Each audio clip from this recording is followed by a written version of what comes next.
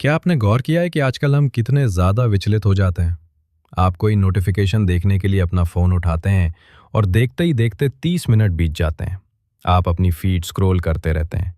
आप पढ़ने बैठते हैं और आपका मन हज़ारों अलग-अलग जगहों पे भटकने लगता है। आप काम करने के लिए अपना लैपटॉप खोलते हैं और अंत में यूट्यूब पे बेतरतीब वीडियो देखने लगते हैं। अगर आपके साथ ऐसा होता है, तो इसका मतलब ये नहीं है कि आपको एडीएचडी या कोई अन्य समस्या है। दरअसल ये जितना आप सोचते हैं उससे कहीं अधिक सामान्य है। आज हम एक ऐसी दुनिया में रहते हैं जो उत्तेजनाओं से इतनी भरी हुई है कि किसी एक कार्य पर ध्यान केंद्रित करना मुश्किल है। हमेशा कोई ना कोई नोटिफिकेशन, वीडियो, गाना, खबर आती रहती है और ये हमारा ध्यान अपनी ओर खींच लेती है। हमारा ध्यान उसी तरह भटक जाता है जैसे किसी टूटी हुई बाल्टी से पानी रिसता है। हालांकि एक ही समय में एक से अधिक कार्यों पर ध्यान केंद्रित करने की आदत हमेशा बुरी बात नहीं थी। हमारे पूर्वजों को लगातार अपने आसपास के वातावरण में मौजूद खतरों की निगरानी करने की आवश्यकता होती थी। हमारा ये खंडित ध्यान ही हमें जीवित रखने में सहायक रहा। लेकिन आज आज ये हमें अंदर से नष्ट कर रहा है। कैलिफोर्निया विश्वविद्यालय के शोधकर्ताओं के अनुसार एक बार के व्यवधान के बाद पूरी तरह से ध्यान केंद्रित करने में किसी व्यक्ति को औसतन 23 मिनट लगते हैं। 23 मिनट। अब इसे उस संख्या से गुणा करें जितनी बार आप अपना ध्यान फोन देखने, कोई दूसरा काम करने, संगीत सुनने या किसी और चीज से भंग करते हैं। लेकिन क्या होगा अगर इसे हैक करने का कोई तरीका हो? अपने मस्तिष्क को विचलित करने वाली चीजों को नजरअंदाज करने और किसी कार्य में इतनी गहराई से लीन होने के लिए प्रशिक्षित करना कि आपके आसपास की दुनिया ही गायब हो जाए। ये तकनीक मौजूद है और ये किसी डिजिटल मार्केटिंग कोच द्वारा बनाई गई कोई नवीन तकनीक नहीं है। ये तकनीक जापान के ज़ेन मठों से आई है और इसका नाम इचिगो है। जमाए है। इचिगो जमाए का अर्थ है एक समय में एक ही काम को पूरी एकाग्रता के साथ करना। ये जापानी ज़ेन बौद्ध धर्म में बहुत अधिक प्रचलित है और आज हम इसी के बारे में बात करेंगे। वीडियो शुरू करने से पहले मैं चैनल के नए सदस्यों को उनके समर्थन के लिए धन्यवाद देना चाहता हूं। मैं उन सभी लोगों को भी धन्यवाद देना चाहता हूं जो वीडियो को पसंद कर रहे हैं, कमेंट कर रहे हैं और कंटेंट शेयर कर रहे हैं। आप इस चैनल के इतिहास का एक बहुत महत्वपूर्ण हिस्सा हैं। आपका बहुत बहुत धन्यवाद। सच में। अब मुझे कमेंट्स में जवाब दीजिए। आज आपका सबसे बड़ा ध्यान भटकाने वाला कारक क्या है? आपका मोबाइल फोन, सोशल मीडिया, आपका अपना दिमाग? नीचे कमेंट करें। वीडियो पर वापस चलते हैं। अध्याय 1, जेक की कहानी। जेक मॉरिसन 16 साल के थे जब उन्हें एहसास हुआ कि वो जीवन की दौड़ हार रहे हैं। वो एक बुरा छात्र नहीं था, से बहुत दूर। उन्हें गणित, भौतिकी और प्रोग्रामिंग की भी समझ थी। समस्या ये थी कि जेक ध्यान केंद्रित नहीं कर पा रहा था। वो पढ़ने के लिए बैठता था और कुछ ही मिनटों बाद वो इंस्टाग्राम चेक करने लगता था। वो अपनी कैलकुलस की किताब खोलता और सोचने लगता कि गूगल में काम करना कितना अद्भुत होगा। वो वीडियो लेसन देखता था और बीच में ही गेम का स्कोर देखने के लिए उसे रोक देता था। और देखो, जेक ने एक सपना देखा था, उन बड़े, डरावने, लगभग असंभव सपनों में से एक। वो MIT, Massachusetts institute of technology में दाखिला लेना चाहता था, जो दुनिया के सबसे प्रतिस्पर्धी विश्वविद्यालयों में से एक है। वो जगह जहां प्रतिभाशाली लोग पैदा होते हैं। लेकिन जेक को एक समस्या थी। उसके अंक अपेक्षित स्तर के आसपास भी नहीं थे। जहां अन्य छात्र लगातार अच्छे अंक प्राप्त करते थे, वहीं जेक औसत दर्जे का छात्र था। 1-2 ग्रेड C, 1-2 ग्रेड B पास होने के लिए काफी है, लेकिन MIT में पढ़ने का सपना देखने के लिए काफी नहीं है। और उसके दोस्त उन्हें जेक के बारे में मजाक करना बहुत पसंद था। जेक, यार, तुम MIT में सॉफ्टवेयर इंजीनियरिंग की पढ़ाई करना चाहते हो और गणित में तुम्हें B ग्रेड भी नहीं मिलता। आप अंततः मैकडॉनल्ड्स में बर्गर पलटने का काम करेंगे। वे हंसे। उन्हें यह मजेदार लगा, लेकिन जेक को हर शब्द पेट में मुक्के की तरह लगा। और सबसे बुरी बात यह है कि उसके माता पिता भी उस पर दबाव डाल रहे थे। किसी दुर्भावनापूर्ण इरादे से नहीं, वे बस अपने बेटे को और अधिक मेहनत करते देखना चाहते थे। जेक, तुम में क्षमता है, लेकिन तुम्हें अपना ध्यान भटकने से रोकना होगा। आपको इसे गंभीरता से लेना होगा। और जेक ये बात जानता था। उन्हें पता था कि उनमें क्षमता है। समस्या ये थी कि वो अपनी उस क्षमता का उपयोग नहीं कर पा रहा था, क्योंकि जब भी वो पढ़ने बैठता था, उसका दिमाग ही उसके रास्ते में बाधा डालता था। आप उस पल को जानते हैं जब आपको कुछ महत्वपूर्ण काम करना चाहिए, लेकिन आपका दिमाग भविष्य के परिदृश्यों की कल्पना करना पसंद करता है। जेक घंटों दिवा स्वप्न देखता रहता था। उन्होंने एमआईटी में अपने स्नातक समारोह की कल्पना की। उसने प्रोग्रामर के रूप में अपने काम के पहले दिन की कल्पना की। उसने कल्पना की कि उसके दोस्त उस पर संदेह करने के लिए माफी मांग रहे हैं। लेकिन इस बीच गणित की किताब बंद ही रही। भौतिकी का असाइनमेंट खाली रह गया और वो सपना दूर ही रह गया। एक दिन कैलकुलस की परीक्षा में एक बार फिर कम अंक मिलने के बाद जेक मानसिक रूप से टूट गया। वो साधारण होने से थक चुका था, अपने माता पिता को निराश करने से थक चुका था, अपने दोस्तों के चुटकुले सुनने से थक चुका था। लेकिन अपने कमरे में खुद को बंद करके हार मानने के बजाय जेक ने कुछ अलग किया। उसने मदद मांगने का फैसला किया। अध्याय 2, शिक्षक से मुलाकात। अगले दिन जेक श्री तनाका से मिलने गया। श्री तनाका स्कूल के गणित शिक्षक थे जो 50 वर्ष की आयु के जापानी मूल के व्यक्ति थे। हमेशा शांत और संयमित रहते थे। उनकी उपस्थिति से शांति का अनुभव होता था। जहां अन्य शिक्षक कक्षा में अनुशासन बनाए रखने के लिए चिल्ला रहे थे, वहीं श्री तनाका ने बस देखा और सभी चुप हो गए। दिन के अंत में जेक ने शिक्षकों के विश्राम कक्ष के दरवाजे पर दस्तक दी। श्रीमान तनाका, क्या मैं आपसे 1 मिनट बात कर सकता हूं? प्रोफेसर ने ऊपर देखा, अपने चश्मे उतारे और जेक को अंदर आने का इशारा किया। जरूर जेक, बैठ जाओ। क्या हुआ? जेक ने गहरी सांस ली। महोदय, मुझे नहीं पता कि मुझे क्या करना चाहिए। मैं वाकई अपने अंकों में सुधार करना चाहता हूं। मैं सॉफ्टवेयर इंजीनियर बनना चाहता हूं, लेकिन मैं ध्यान केंद्रित नहीं कर पाता। मैं पढ़ने बैठता हूं और मेरा दिमाग लगातार एक जगह से दूसरी जगह भटकता रहता है। मेरा ध्यान हर समय भटकता रहता है, जिसके कारण मेरे ग्रेड में सुधार नहीं होता और मैं इसी चक्र में फंस जाता हूं। श्री तनाका कुछ सेकंड के लिए चुप रहे, फिर वो मुस्कुराया। वो दया की मुस्कान नहीं थी, ये किसी परिचित चीज को पहचानते हुए व्यक्ति की मुस्कान थी। जेक, क्या मैं आपसे एक सवाल पूछ सकता हूं? जब आप पढ़ाई करने बैठते हैं तो आप अपने कंप्यूटर पर कितने टैब खुले छोड़ देते हैं? जेक ने एक पल के लिए सोचा। मुझे नहीं पता, शायद 10। और आपका मोबाइल फोन, आप इसको कहाँ रखते हैं? जिस तरफ नोटिफिकेशंस चालू हैं। और क्या आप आमतौर पर पढ़ाई करते समय अन्य चीज़ों के बारे में भी सोचते हैं, जैसे कि आगे क्या करना है, उसकी योजना बनाना या पहले हुई किसी घटना को याद करना? जेक ने पलकें झपकाईं। आपको कैसे मालूम? श्री तनाका लो रिवर, क्योंकि जब मैं तुम्हारी उम्र का था तब मैं बिल्कुल वैसा ही था। जेक की आंखें चौड़ी हो गईं। गंभीरता से? मैं जापान में पला बड़ा हूं और जब मैं छोटा था तब मुझे भी ध्यान केंद्रित करने में परेशानी होती थी। मेरा मन हमेशा भटकता रहता था, जब तक कि मेरे दादाजी ने मुझे कुछ ऐसा नहीं सिखाया जिसने मेरी जिंदगी पूरी तरह बदल दी। जेक उत्सुकता से आगे की ओर झुक गया। ये क्या था? शिक्षक ने एक कागज के टुकड़े पर कुछ लिखा और उसे जेक को दे दिया। इचिगो जमाए। जेक ने उलझन में पढ़कर कागज को देखा। इची, तुम कहां से हो? इचिगो जमाए।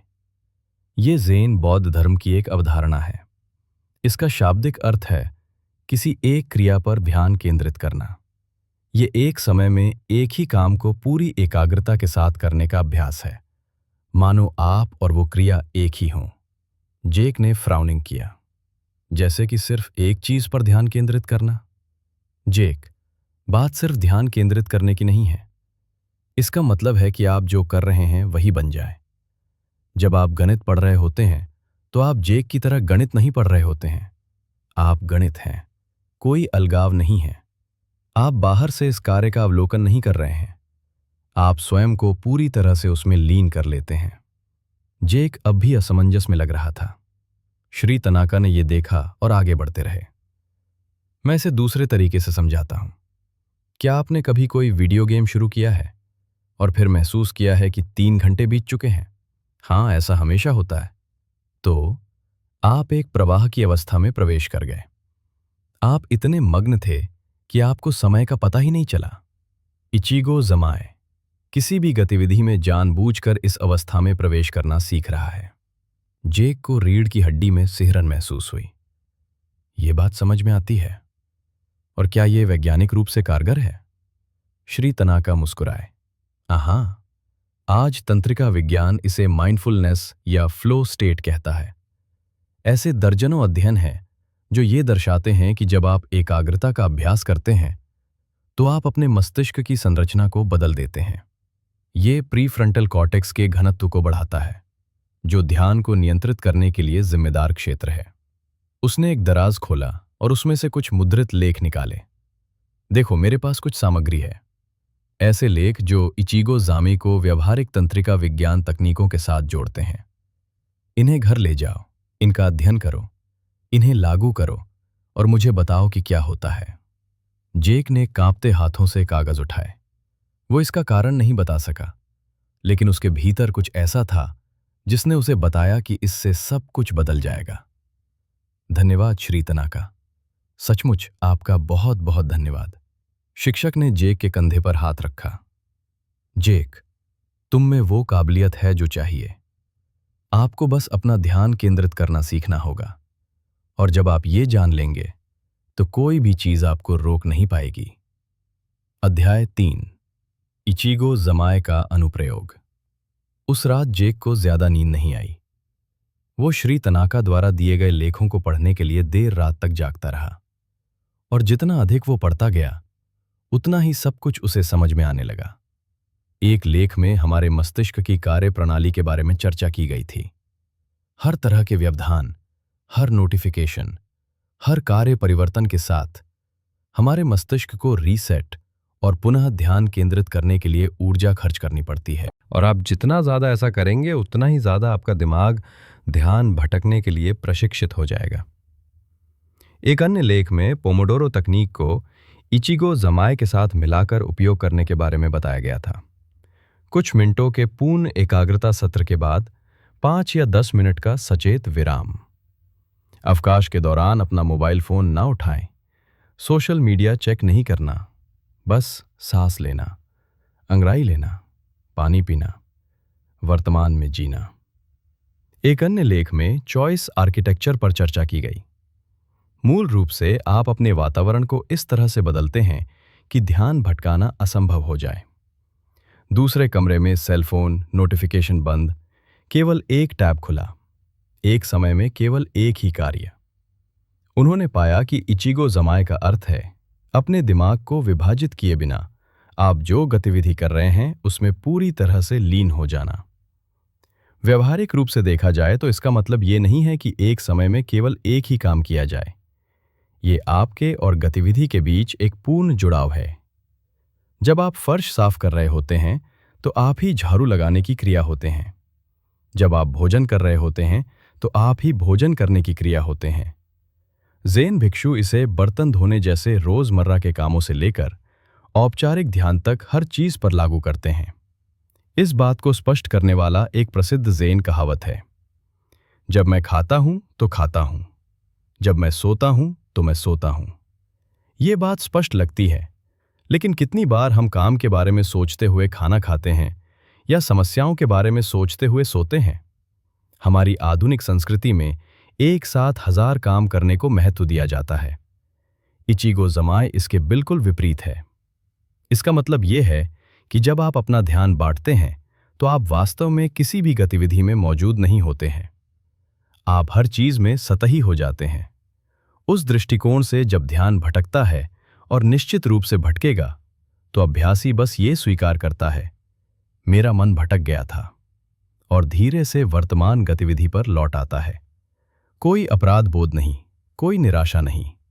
ये मन को वापस लाने का एक निरंतर अभ्यास है।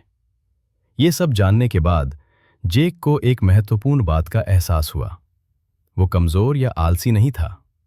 उसे कभी ये नहीं पता था कि अपनी एकाग्रता का सही उपयोग कैसे किया जाए, और फिर उस दिन से उसने फैसला कर लिया कि सब कुछ बदल जाएगा। अगले सोमवार को जेक स्कूल से घर आया और उसने कुछ ऐसा किया जो उसने पहले कभी नहीं किया था। उन्होंने एक अनुष्ठान की स्थापना की। उसने अपना मोबाइल फोन दूसरे कमरे की दराज में रख दिया। उसने कंप्यूटर की सभी सूचनाएं बंद कर दी। उसने ब्राउज़र के सभी टैब बंद कर दिए। केवल एक टैब खुला रखा जिसमें उसकी अध्ययन सामग्री थी। उसने 25 मिनट का टाइमर सेट किया और उसने 3 गहरी सांसें ली। फिर उन्होंने बोलना शुरू किया और पहले 5 मिनट बेहद खराब थे। उसके मन में चीख चीख कर आवाज आ रही थी, अपना फोन चेक करो, देखो किसी ने तुम्हें मैसेज तो नहीं किया, जल्दी से यूट्यूब खोलो। लेकिन जेक को याद था कि उसने क्या पढ़ा था। जब ध्यान भटकाने वाली कोई चीज सामने आती है तो आप उससे लड़ते नहीं हैं, आप बस अवलोकन करें। मेरा मन भटकने को कह रहा है और मैं धीरे से आपका ध्यान वापस अपनी ओर खींचना चाहता हूं। उसने पहले 25 मिनट में ऐसा करीब 10 बार किया। हालांकि दूसरे 25 मिनट के ब्लॉक में ध्यान भटकाने वाली चीजें कम हो गईं। तीसरे प्रयास में वो एकाग्रता की ऐसी अवस्था में प्रवेश कर गया जिसका अनुभव उसने पहले कभी नहीं किया था। जब टाइमर बजा तो जेक ने घड़ी की ओर देखा और उसे विश्वास नहीं हुआ। 75 मिनट बीत चुके थे और उसने 1 घंटे में उतनी प्रगति कर ली थी जितनी वो आमतौर पर पूरे सप्ताह में करता था। उसे ऊर्जा और शक्ति का एक तीव्र प्रवाह महसूस हुआ। बहुत समय बाद पहली बार उसे ऐसा लगा कि वो स्थिति को नियंत्रित कर रहा है। अगले दिनों में भी जेक ने इस अनुष्ठान को जारी रखा। हर रोज घर पहुंचने पर वही प्रक्रिया दोहराई जाती थी। मोबाइल फोन बंद, वातावरण तैयार, गहरी सांसें, पूरा ध्यान केंद्रित। और वो इससे भी आगे बढ़ गया। उसने हर चीज पर इचिगो जमाई का प्रयोग किया। जब वो खाना खाता था तो उसका पूरा ध्यान खाने की क्रिया पर केंद्रित होता था। वो खाना खाते समय वीडियो नहीं देखता था। जब वो किसी से बात करता था तो वो पूरी तरह से उसी भाव से उपस्थित होता था। जब वो स्कूल जाता था तो वो आवाज़ों, रंगों और हलचल पर ध्यान देता था। उसे एहसास हुआ कि उसने अपना पूरा जीवन ऑटो पायलट मोड पर बिताया है। और अब क्या? अब वो जाग गया था। उसके दोस्तों ने इस बदलाव को महसूस किया। जेक यार, तुम अब हमारे साथ नहीं घूमते, क्या सब कुछ ठीक है? जेक मुस्कुराया। सब कुछ महान है, मैं फिलहाल किसी बड़ी चीज पर ध्यान केंद्रित कर रहा हूं। वे नहीं समझे, लेकिन जेक को परवाह नहीं थी, क्योंकि पहली बार वो अपने मनचाहे भविष्य का निर्माण कर रहा था, न कि केवल उसके बारे में सपने देख रहा था। और फिर इस बदलाव के बाद पहली गणित की परीक्षा हुई। जेक बैठ गया, सवालों को देखा और राज्य में प्रवेश किया। इचिगो जमाए। परीक्षा देने वाला व्यक्ति जेक नहीं था, वो अपने माध्यम से गणित को स्वयं हल करने का माध्यम बन रहा था। जब प्रोफेसर ने अगले सप्ताह परीक्षा पत्र वापस किए तो जेक ने पेपर को देखा और एकदम सन्न रह गया। जेक को ए ग्रेड मिला था। उसने अपने जीवन में कभी इतने अच्छे ग्रेड नहीं पाए थे।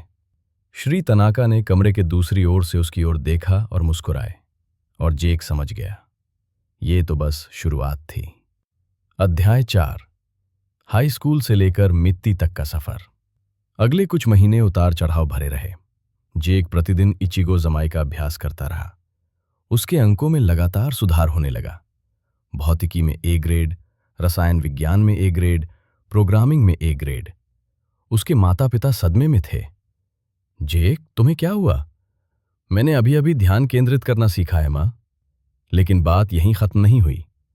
जेक ने इससे कहीं अधिक गहन बात सीख ली थी। उन्हें यह पता चल गया था कि अनुशासन इच्छा शक्ति के बारे में नहीं है, ये प्रणालियों के बारे में है। इसका उद्देश्य एक ऐसा वातावरण और दिनचर्या तैयार करना है जिससे असफल होना असंभव हो जाए। उन्हें यह पता चल गया था कि ध्यान भटकाना दुश्मन नहीं है। ध्यान भटकना इस बात का संकेत मात्र है कि आपका मन थका हुआ है, ऊब गया है या भयभीत है। और जब आप ये समझ जाते हैं तो आप लड़ना बंद कर देते हैं और अपने दिमाग के साथ काम करना शुरू कर देते हैं, न कि उसके खिलाफ। साल के अंत में जेक ने MIT में आवेदन किया। उसके दोस्त अब भी उसका मजाक उड़ाते थे। यार, तुमने काफी सुधार किया है, लेकिन MIT, ये तो कमाल है। क्या आप जानते हैं कि हर साल कितने प्रतिभाशाली लोगों को अस्वीकार कर दिया जाता है? जेक ने बस मुस्कुरा दिया। मुझे पता है, लेकिन मुझे यह भी पता है कि मैं अपना सर्वश्रेष्ठ प्रयास करूंगा और बाकी सब मेरे नियंत्रण से बाहर है। उन्होंने परीक्षा की तैयारी, एसएटी परीक्षा, निबंध, प्रोग्रामिंग परियोजनाओं, हर चीज में उसी दर्शन को लागू किया और हर काम को पूरी एकाग्रता के साथ अपने अपने समय पर किया। और फिर 6 महीने बाद एक सामान्य दोपहर के बीच में जेक को एक ईमेल मिला।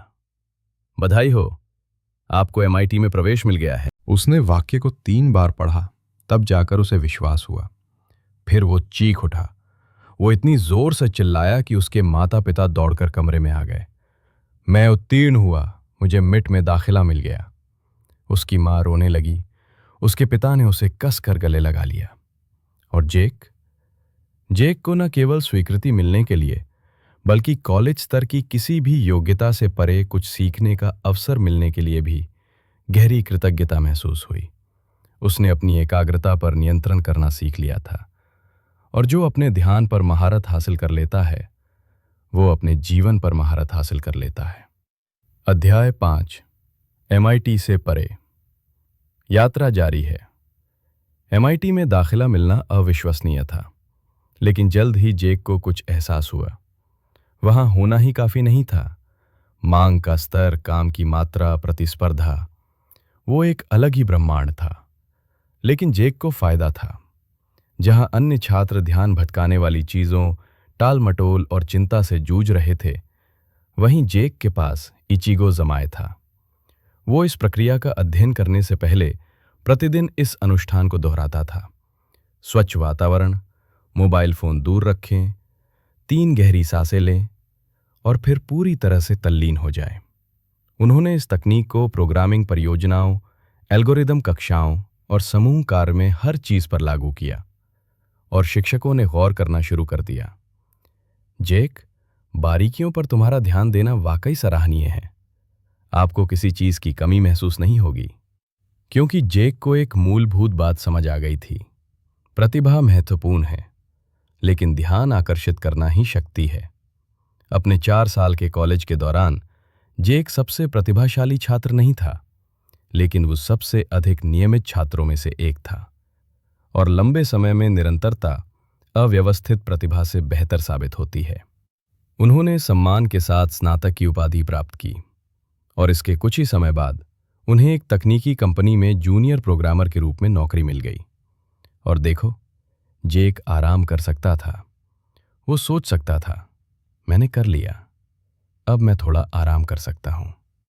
लेकिन उसने ऐसा नहीं किया, क्योंकि उसने एक महत्वपूर्ण बात सीख ली थी। हर चीज एक प्रक्रिया है। कोई अंतिम रेखा नहीं होती, केवल अगला कदम होता है। इसलिए उसने इचिगो जमाए को अपने काम में लागू किया। कोड की हर पंक्ति पूरी एकाग्रता से लिखी जाती थी। हर मीटिंग में वो पूरी तरह मौजूद रहता था। हर प्रोजेक्ट में वो पूरी तरह डूब जाता था। और 2 साल के भीतर जेक को फुल स्टैक प्रोग्रामर के पद पर पदोन्नति मिल गई। 3 साल बाद वो सीनियर प्रोग्रामर बन गया। 28 साल की उम्र में वो टीम लीडर था। उसके सहकर्मी उससे पूछते थे, जेक, तुम्हारा रहस्य क्या है? तुम इतने एक जैसे कैसे हो? और जेक हमेशा एक ही जवाब देता था, मैं तुमसे ज्यादा होशियार नहीं हूं। मैंने अभी अभी ध्यान भटकाने वाली चीजों को दूर करना और एक समय में एक ही चीज पर पूरा ध्यान केंद्रित करना सीखा है। अध्याय 6, इसके पीछे का विज्ञान। लेकिन 1 मिनट रुकिए। आप सोच रहे होंगे, ठीक है, अच्छी कहानी है, लेकिन ये सच में काम करता है या फिर ये सिर्फ प्रेरक बातें हैं? चलिए तथ्यों पर गौर करते हैं। हार्वर्ड विश्वविद्यालय के तंत्रिका विज्ञानियों द्वारा प्रकाशित एक अध्ययन के अनुसार माइंडफुलनेस का नियमित अभ्यास, जैसा कि इचिगो जमाए ने प्रस्तावित किया है, प्रीफ्रंटल कॉर्टेक्स में ग्रे मैटर के घनत्व को बढ़ाता है। इसका मतलब यह है कि आपके मस्तिष्क की संरचना में सचमुच बदलाव आता है। योजना बनाने, आवेग नियंत्रण और ध्यान केंद्रित करने के लिए जिम्मेदार क्षेत्र मजबूत हो जाते हैं। स्टैनफोर्ड विश्वविद्यालय के शोधकर्ताओं द्वारा किए गए एक अन्य अध्ययन से पता चला है कि जो लोग केंद्रित ध्यान का अभ्यास करते हैं, उनके मस्तिष्क के डिफ़ॉल्ट मोड नेटवर्क की सक्रियता में 40% तक की कमी आती है। ये वो नेटवर्क है जो तब भी सक्रिय रहता है जब आपका मन भटकता है। जब आप अतीत या भविष्य के बारे में सोच रहे होते हैं, जब आपका ध्यान भटक जाता है। दूसरे शब्दों में कहें तो इचिगो जमाए का अभ्यास आपके मस्तिष्क के ध्यान भटकाने वाले केंद्र को पूरी तरह से बंद कर देता है। और भी बहुत कुछ है। न्यूरोप्लास्टिसिटी में विशेषज्ञता रखने वाले एक अनुभवी न्यूरोसाइंटिस्ट ने एक साक्षात्कार में कहा, मानव मस्तिष्क अविश्वसनीय रूप से अनुकूलनीय है। जब आप लगातार अपने ध्यान को प्रशिक्षित करते हैं तो आप केवल एक कौशल में सुधार नहीं कर रहे होते हैं, आप तंत्रिका परिपथों को पुनर्व्यवस्थित कर रहे होते हैं। आप सूचना के सुपर हाईवे बना रहे होते हैं जहां पहले केवल पगडंडियां थीं। दूसरे शब्दों में, हर बार जब आपका ध्यान भटकता है और आप उसे वापस लाते हैं तो आप सचमुच एक मजबूत मस्तिष्क का निर्माण कर रहे होते हैं। और देखिए, ये कोई रहस्यवाद नहीं है, ये विशुद्ध न्यूरोसाइंस है। पोमोडोरो तकनीक को इचिगो जमे के साथ मिलाकर प्रोग्रामर और लेखकों द्वारा उपयोग किया गया है। क्यों? क्योंकि ये काम करता है। जब आप अपने वातावरण से विकर्षणों को हटाते हैं, जब आप एकाग्रता के समय के ब्लॉकों में काम करते हैं, जब आप हर बार ध्यान भटकने पर उसे वापस लाते हैं, तो आप अपने मस्तिष्क के लिए एक तरह का व्यायाम कर रहे होते हैं। और जिस तरह वजन उठाने से आपकी मांसपेशियां बढ़ती हैं, उसी तरह ध्यान को प्रशिक्षित करने से आपका ध्यान भी बढ़ता है। क्या आप जानते हैं कि इचिगो जमे के बारे में सबसे आश्चर्यजनक बात क्या है? ये केवल उत्पादकता के बारे में नहीं है, ये केवल कम समय में अधिक काम करने के बारे में नहीं है, ये असल में जीने के बारे में है। जरा सोचिए, कितनी बार ऐसा हुआ है कि आपने पूरा खाना खा लिया हो और आपको उसका स्वाद भी याद न रहा हो? कितनी बार ऐसा हुआ है कि आपने कोई फिल्म देखी हो और साथ ही साथ अपना फोन भी देखते रहे हों? कितनी बार ऐसा हुआ है कि आपने अपने प्रियजनों से बात की हो लेकिन आपका ध्यान कहीं और था? हम ऑटो पायलट मोड पर जी रहे हैं। हम विचलित होकर जिंदगी को यूं ही गुजरने दे रहे हैं। और इचिगो जामा ये आपको जगाता है। जब आप पूरी तरह से वर्तमान में जीना सीख जाते हैं तो आप न केवल बेहतर काम करते हैं बल्कि बेहतर जीवन भी जीते हैं। खाने का स्वाद बेहतर लगता है, बातचीत में गहराई आती है, अनुभव समृद्ध होते हैं। ये लगभग मैट्रिक्स से बाहर निकलकर पहली बार असली दुनिया देखने जैसा है। और एक ऐसी बात है जो आपको चौंका देगी। अध्ययनों से पता चलता है कि जो लोग माइंडफुलनेस का अभ्यास करते हैं वे ज्यादा खुश और संतुष्ट महसूस करते हैं। क्यों? क्योंकि खुशी सिर्फ ज्यादा चीजें होने से नहीं मिलती, ये आपके पास जो है उसमें वर्तमान में रहने से मिलती है। जेक ने यह सीखा और इससे सब कुछ बदल गया। तो आज जेक कहाँ है?